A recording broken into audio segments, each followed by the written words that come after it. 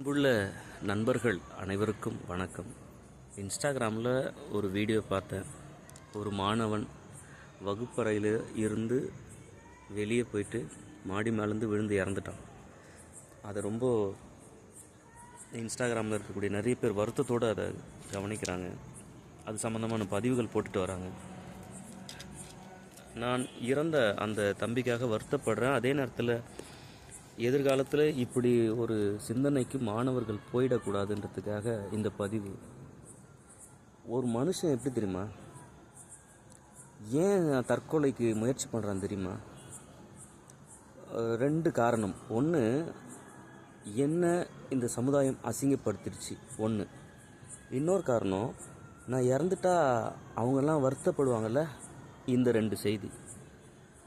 உன்னை யார் அசிங்கப்படுத்தினாங்களோ அவங்க நல்லவங்களா அப்படின்னு நான் கேட்கல, இயேசு கேட்டிருக்காரு. நீங்கள் நல்லவங்களா இருந்தால் அந்த தப்பான பொண்ணு மேலே நீங்கள் கல் தூக்கி அடிங்கன்னு சொன்ன பிறகு யாருமே கல் அடிக்கலைன்றது இயேசு சொன்ன அந்த கதைகளில் வர செய்தி. இப்போ நான் என்ன கேட்குறேன்னா, உன்னை எல்லார் இதுலேயும் அசிங்கப்படுத்திட்டான் அந்த ஒரு பர்சன். அவனை நீ உண்மையாகவே பெரிய ஆளாக பார்க்குற, அதனால தான் நீ தற்கொலைக்கு முயற்சி பண்ணுற.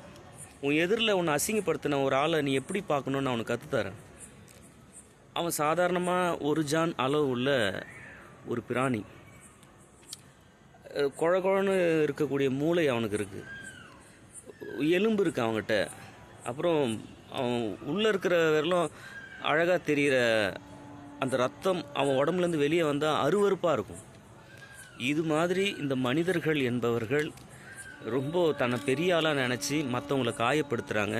அதை நம்பி சிலர் தற்கொலை பண்ணிக்கிறாங்க. தயவு செய்து இந்த தற்கொலைகள் கடைசியாக இருக்கட்டும். நீங்கள் வாழ பிறந்தவர்கள் மகிழ்ச்சியாக வாழுங்க. இங்கே யாருமே 100% முழுமை கிடையாது. ஒருவேளை 100% ஒரு ஆள் தன்னை முழுமையாக நினைக்கிறான்னா இந்த உலகமே அவனை பார்த்து சிரிக்கும். நண்பர்களே, மகிழ்ச்சியாக வாழுங்க. சாவை தேடி போக வேணாம். அது என்றைக்கோ ஒரு நாள் நமக்கு தெரியாமல் வரப்போகுது. நீங்கள் அதை தேடாதீங்க. அது இந்த உலகத்தில் எல்லாரையும் தேடி போகட்டும். நம்ம அதை தேடி போக வேணாம். வாழ பிறந்தவர்களே, உங்கள் அனைவருக்கும் என்னுடைய வாழ்த்துக்கள். வணக்கம்.